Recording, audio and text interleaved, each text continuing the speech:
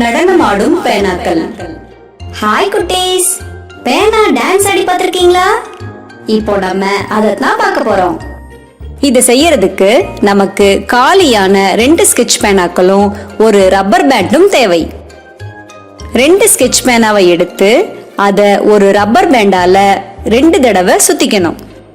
அப்போ 2 பேனாக்களும் ஒன்றை ஒன்று நல்லா இறுக்கமா பிடிச்சுக்கும். இப்போ ஒரு பேனாவை மட்டும் பிடிச்சுக்கிட்டு மற்றொரு பேனாவை முடிஞ்ச வரைக்கும் முறுக்கி விடணும்.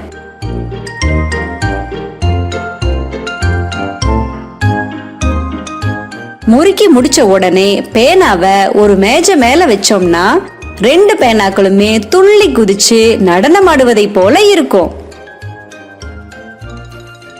இந்த அமைப்பை தரையிலையும் இதே மாதிரி வச்சு துள்ளி குதிக்க விடலாம்.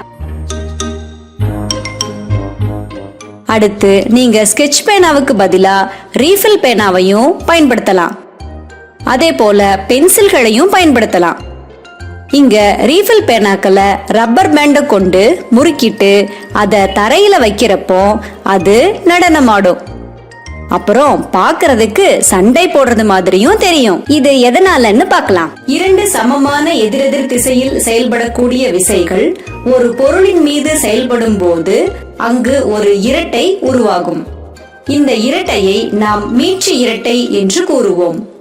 மீட்சி இரட்டை உருவாகும் போது அதற்கு எதிராக ஒரு விலகு இரட்டை அந்த பொருளில் உருவாகும்.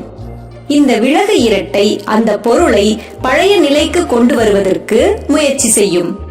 இங்கு ஸ்கெட்ச் பெண்ணை திருகும் போது மீட்சி இரட்டை உருவாகிறது. திருகுவதை விட்டவுடன் விலகு இரட்டையினால் ஸ்கெட்ச் பென் தன்னுடைய பழைய நிலைக்கு வருவதற்கு முயற்சி செய்கிறது. இதனால் தான் ஸ்கெட்ச் பென் நடனம் ஆடுவதை போல நமக்கு தோன்றுகிறது.